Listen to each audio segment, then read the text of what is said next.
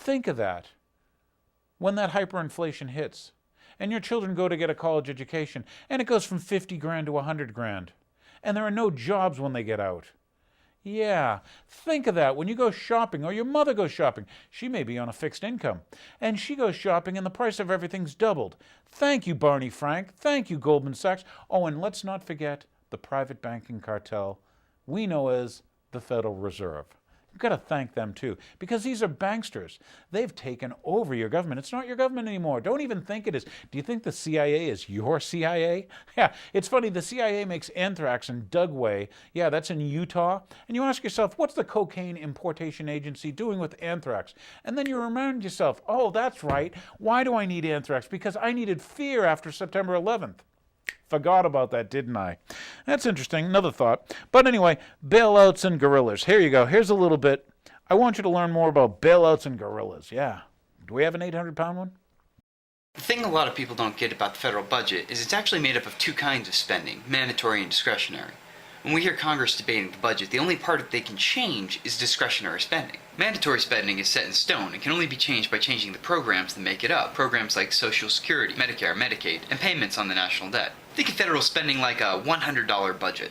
We get bills for the house, for the car, groceries, kids' education, toy rockets, so on and so forth. And if President Obama serves 2 terms, by the time the next president gets into office, it'll look something like this.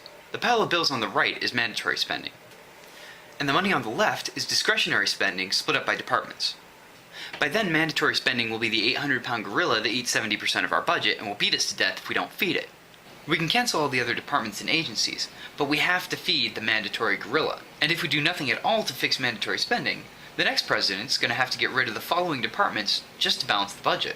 Department of Education, Department of Labor, State Department, Department of Energy, Homeland Security, NASA, Health and Human Services, Veterans Affairs, Treasury, Environmental Protection Agency, Department of Justice, Department of Transportation, Department of Interior, Department of Agriculture, other agencies, Social Security Administration, Housing and Urban Development, Department of Agriculture, other agencies. Basically, if whoever's president in 8 years wants to balance the budget, he or she would have to get rid of everything but the Army and the Air Force.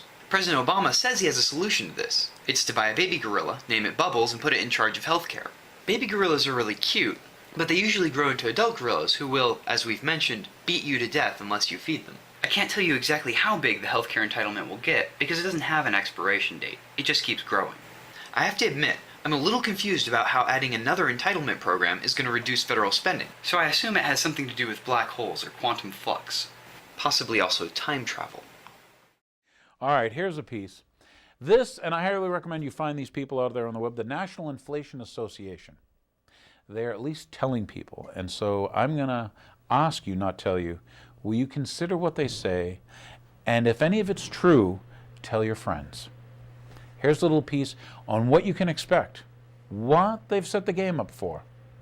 And we begin this week's news update with Sprott Physical Silver Trust updating its investors on the delivery status of its silver bullion purchases.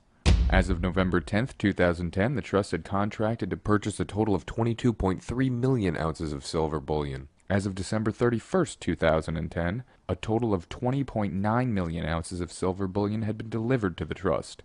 Sprott gave a follow-up update saying they successfully received physical delivery of its remaining silver bars on January 12, 2010, thus completing the delivery of the trust's silver purchased in November 2010. This means in total it took over 2 months for their entire silver order to be delivered. Just imagine with Sprott having as much money as he does and it taking that long to get to him, how long is it going to take for the little guys to get their orders, especially when a true shortage occurs? On the US Mint website, we can see that silver sales so far in January 2011 have been over 4.6 million ounces of silver. This is a new monthly record. Rising Chinese inflation to show up in US imports.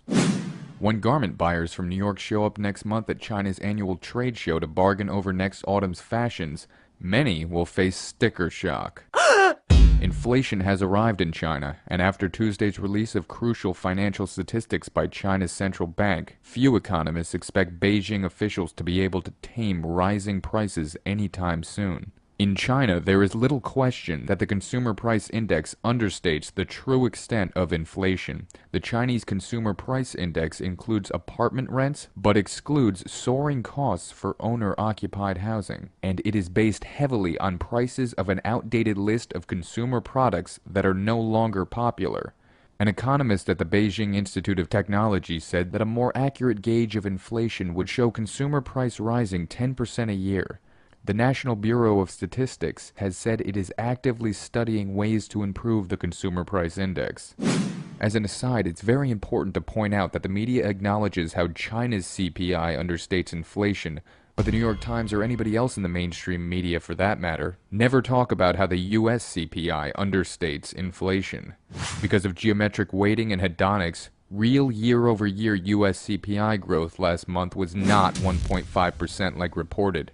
NIA estimates real US price inflation to currently be somewhere around 5%, meaning inflation is already well above the Fed's 2% target. And if they want to stop inflation, the Fed needs to begin rapidly raising interest rates immediately. Public strongly opposes debt ceiling increase. The U.S. public overwhelmingly opposes raising the country's debt limit, even though failure to do so could hurt America's international standing and push up borrowing costs. Some 71% of those surveyed oppose increasing the borrowing authority, the focus of a brewing political battle over federal spending. Only 18% support an increase. The poll underscores the current task ahead for U.S. lawmakers as the debt nears its current ceiling of $14.3 trillion. As a reminder, Treasury Secretary Timothy Geithner last week warned that its failure to raise the borrowing limit in the coming months could lead to catastrophic economic consequences. Riddle me this, Mr. Geithner, if we are in such a recovery, how could we be so close to catastrophic economic consequences unless we keep borrowing? And for those of you out there who don't think that we're going to increase the debt ceiling, let me just say that not if they raise the debt ceiling, but when they raise the debt ceiling. They will be acting directly against the wishes of the people who put them in office. U.S. initial jobless claims rise to 445,000.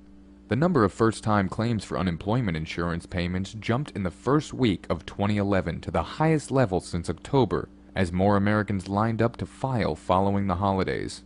We're taking steps in the right direction, though it's not enough to move the unemployment rate down precipitously.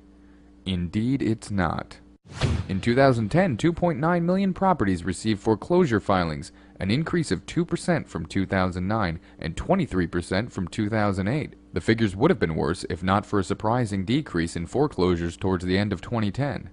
This just goes to show you more proof that the USA is number one. Gold imports by India, the biggest bullion consumer, likely reached a record last year driven by investment demand, according to the World Gold Council. Purchases were about 800 metric tons compared with 550 tons in 2009. Imports at that level would be the highest for India in its history. Demand for bullion as investment in India surged 73% in the year ended September 30th, according to the World Gold Council data. Purchases by the Asian country this year will remain strong. Price is no longer a factor. While jewelry is a form in which a lot of consumers do buy in India, the core position really is security for the future, which is the investment angle for buying into gold. And it's always nice to hear an update from our friend Goldman Sachs. Goldman sees US dollar falling versus Canadian dollar in 2011. The US dollar is likely to continue its slide against its Canadian rival, Goldman Sachs said Wednesday. The loonie leaped over the American greenback briefly today and finished trading virtually on par with its US cousin. But economists say it has little to do with Canada. The American dollar is falling against 16 other currencies. Right? They're almost at parity with the Australian dollar, which is the first time in an extremely long time that's happened. Goldman said the US dollar will decline to 95 cents by the end of 2011. It had previously forecast that the pair would hover near parity. And as Goldman sees the dollar falling, food prices set to rise after US cuts crop stock forecasts. Fears of a steep rise in food prices have increased after the U.S. government cut its forecast for stocks of key crops, including corn. Corn surged to an almost 30-month high in morning trading after the U.S. government cut forecasts for domestic inventories, tightening global food supplies after adverse weather slashed harvests.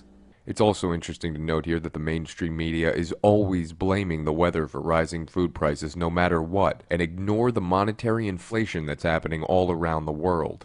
The price of wheat also climbed. U.S. stockpiles will be extraordinarily tight. The Standard & Poor's Agricultural Index, which tracks 8 futures, has surged 70% since the end of June as drought in Russia and excessive rains in Canada and Pakistan curbed harvests.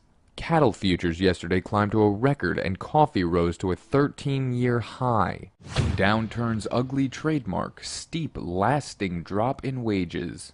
In California, former auto worker Maria Gregg was out of work 5 months last year before landing a new job at a nearly 20% pay cut. In Massachusetts, Kevin Cronin, who lost his $150,000 a year job as a money manager in early 2009, is now frothing cappuccinos at Starbucks for $8.85 an hour. In Wisconsin, Dale Szabo, a former manufacturing manager with 2 master's degrees, has been searching years for a job comparable to the one he lost in 2003. He's now a school janitor. They are among the lucky. There are 14.5 million people on the unemployment rolls, including 6.4 million who have been jobless for more than 6 months. It's important here to actually note that so many of the employed have taken on large wage cuts or switched to jobs paying half the pay from their old jobs, but they are still considered employed and don't show up in any of the unemployment numbers. Just so you remember that Obama didn't want any lobbyists, and I want you to remember that because when you find out that his previous chief of staff's name was Rahm Emanuel, who's now going to be, the mayor of Chicago. That's the place where, I know you don't keep up with all the stuff, but Brzezinski, that's right. Zbigniew Brzezinski says, the next 9/11 will be in one of 5 cities, one of them being Chicago. It's interesting because Rahm Emanuel's father, homework, here it is, cha-ching, put the thing underneath, homework, Rahm Emanuel's father, wasn't he part of the Irgun? And for you people that go to Israel and understand Israeli history, the Irgun was the terrorist in Israel who blew up the King David Hotel. They used to blow up buses with people on it. But once again, when Israelis blow up people, it's not terrorism. But anyway, Rahm Emanuel, his father was specialise, especial, blowing buses up. Yes, and they had people on them. But that was the guy who was your White House chief of staff. The reason I say no lobbyists, and we got to watch this clip in a second, is because you have a new White House chief of staff. He's Daley, from that good family in Chicago, the Daleys. And what was his last job? He was with J.P. Morgan. We's gonna be good to you. Okay, show him the clip. Now, to do that, we have to recognize that we face more than a deficit of dollars right now. We face a deficit of trust. Deep and corrosive doubts about how Washington works that have been growing for years. To close that credibility gap, we have to take action on both ends of Pennsylvania Avenue. To end the outsized influence of lobbyists, to do our work openly, to give our people the government they deserve.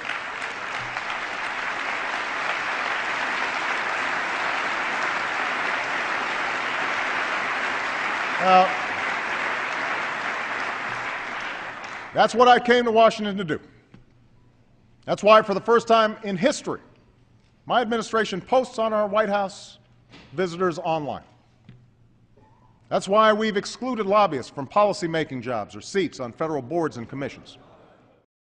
So you got that bits of Chicago going, huh? You knows what's going on. With that in mind, I've got some Alex Jones. He's going to tell you what's good for you. You got to know what's good. Here you go. But here it is. Obama is said to consider naming J.P. Morgan's Daley to top White House post. And he's the former head of the Commerce Department. President Barack Obama is considering naming William Daley a J.P. Morgan Chase & Co. executive. Can we have anybody in the government who isn't J.P. Morgan Chase or Goldman Sachs? I mean, most of the third world countries that are being looted are run by Goldman Sachs or J.P. Morgan alumni. I mean, they just run everything. There's your problem right there. A bunch of insider trading swindlers. And the Congress has been gelded. They sit there with their knees knocking, afraid of them. Such a move, which is still under discussion, would bring Washington veteran. Oh, a veteran. That's what we need. Yeah, when you're a mobbed-up crook from a crooked organization caught, selling derivatives into the world market and rigging the stock market and selling people housing stocks that are based on fraud, that makes you a veteran.